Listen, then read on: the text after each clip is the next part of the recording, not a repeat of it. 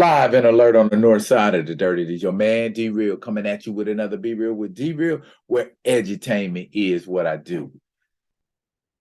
Time for another Black History moment, and I guess we're gonna have more of a Black History retrospective than a Black History moment because it's going to refer to several moments. Now, before I get off into the specifics of it, I need y'all to do what you always do for me. Comment, like, subscribe, and share the Be Real with D Real page so that when new material comes out, you get it. If you're digging with a brother shoveling, put some dirt in my bucket. Comment, like, subscribe, and share the page. Question. Now, I know y'all see all of this superhero stuff and knickknacks like that laying around the spot, but trust and believe, I'm passionate about a lot of things. And one of the things I'm passionate about is racial equality and social justice. I'm very passionate about those things. Now, you have to understand, you need to keep in perspective that there is a huge difference between conquest and genocide. Now, does conquest necessitate genocide? Sometimes, but not always. If you're seeking to conquer something, that means you want to colonize it. You want to make it what you want it to be, whether that be you're taking what's already in place and adding your rule to it, or if you simply just want to wipe everyone and everything off the table and start from scratch. Now, we know that at one point in time in this country, there was racial violence, conflict against Latinos, Native Americans, Asians, immigrants in general, and of course, Blacks. Now, where I want to focus at on this racial violence stuff, I think the Reconstruction era is a pretty good time to start. Let me give you a little couple of few pictures, to give you perspective as we move through it. So here we go. Racial violence, riots, etc. in America after the Reconstruction era, specifically with focus on African Americans and Blacks.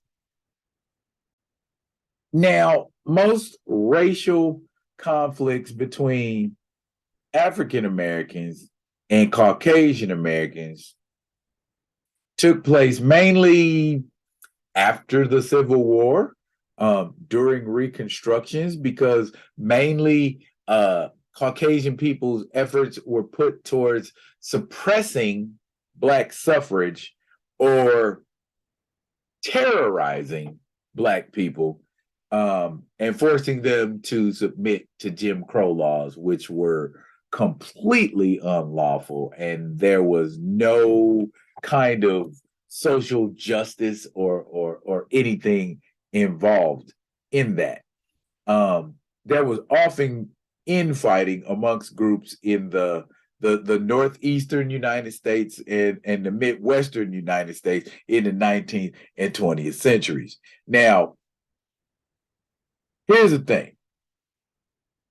There was a period, and this is the strange part, where it was specifically focused on to mess with Black people. And a lot of people don't know how many race riots and massacres there were after 1866.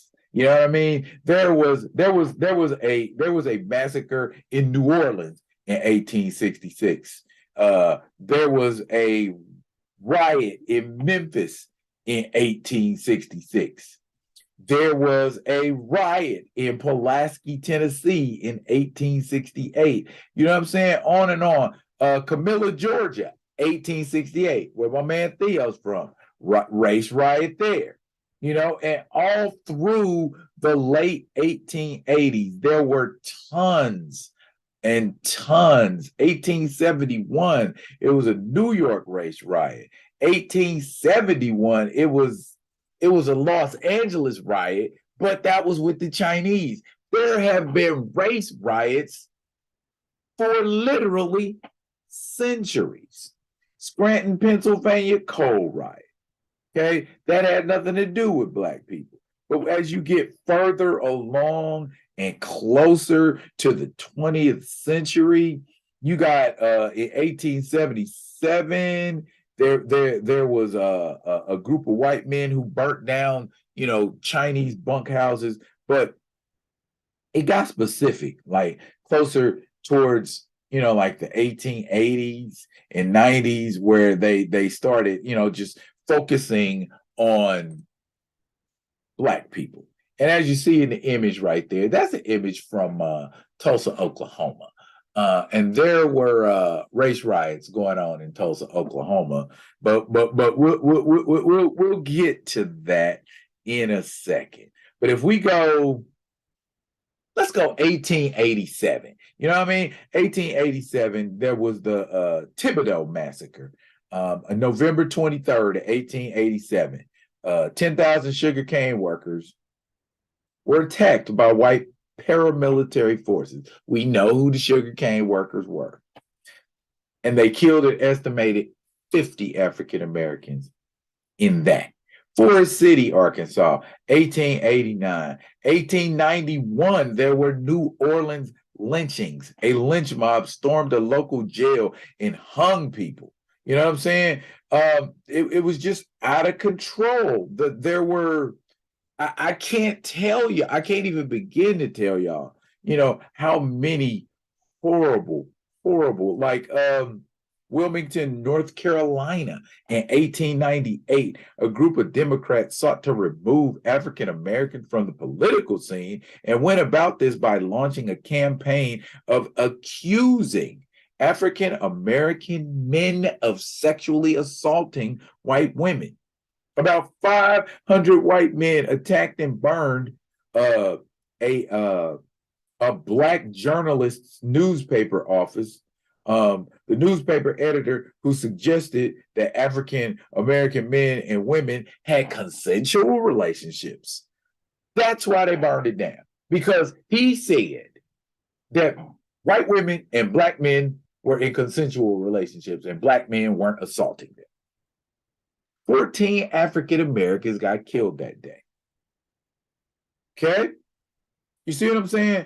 It's Newburgh, New York in 1899, angered about the hiring of African American co-workers. That's the only reason they were hiring African American co-workers. A group of about 80 to 100 Arab laborers attacked African Americans. But there was injuries on both sides that day. You know what I'm saying? There was New York, where there was a riot in New York in 1900, you know, from August 15th through the 17th, after the death of an undercover white police officer. And he was killed by a Black man. You see what I'm saying? These are reasons to riot. This is my thing. The Atlanta massacre of 1906. Two newspapers printed stories about African American men allegedly assaulting white women. Boy, y'all feel some kind of way about y'all white women, don't y'all, white men? Okay? Violence broke out and 10,000 white men and boys took to the street, and it resulted in the death of anywhere between 25 to 100 African Americans because record keeping was sketchy, or people sought to be duplicitous when it came to the record-keeping process. You see what I'm saying? And on and on and on, man. It continued to happen throughout the 20th century. You know what I mean? It was a lot of lynching going on, just lynching, mass lynching. You know what I'm saying? 11 people lynched in Lyford, Texas in 1915. 10 people lynched in Alameda, Texas in 1915. 5 Mexicans lynched in Culberson County, Texas in 1915. 6 Mexicans in Brownsville, Texas. You see what I'm saying? The lynching.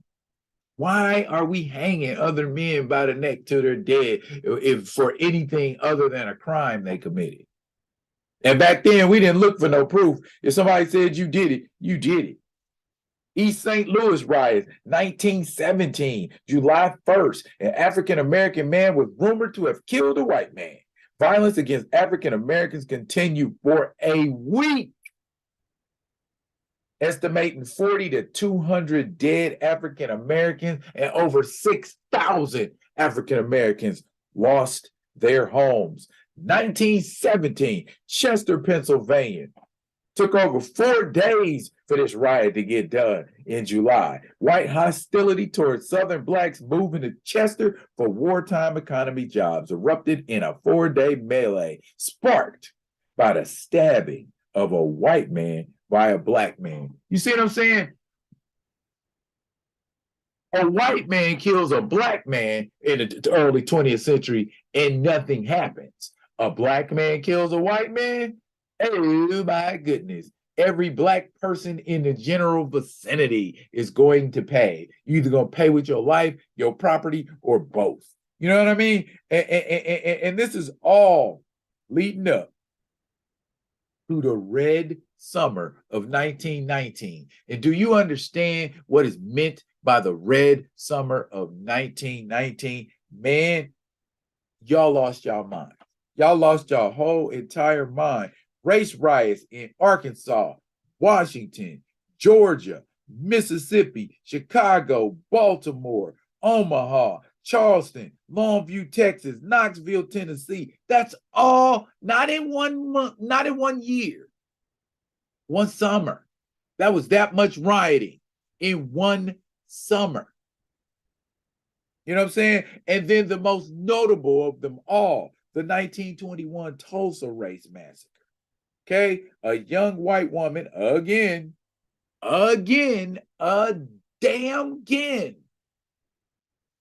something about white woman having something done to her by a black man. And I find that super, super ironic that nowadays it ain't nothing but interracial couples.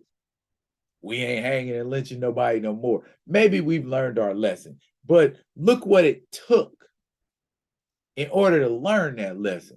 Look what had to happen to people's property. Look what had to happen to people's relatives. Look what had to happen to a whole entire district destroyed by the ignorance of people who do not understand respect. We sit here all the time and we talk about racism. Now, I do not think racism is the issue that a lot of people think it is, but I also do not think racism is not an issue. Okay, I was having a conversation with a friend of mine last night. He was a little inebriated, but he said to me, do I think that the color of someone's skin keeps them from doing or having anything in this country? Now, because I knew he was drunk, I said no. But because deep down inside, what I truly believe is, number one, depends on what part of the country you're in, depends on who you're dealing with. You know, we have the right to go, be, do, life, liberty, pursuit of happiness, all of that stuff. But there's always going to be people who fear and hate what they do not understand. And their reaction to it is going to be to create some sort of restriction for that group of people, or to become physically violent towards that group of people. I'm not saying that's everybody. I've never been in a race riot, but I have been in the same city that a race riot went on in, and I found out about it after the fact or while it was going on.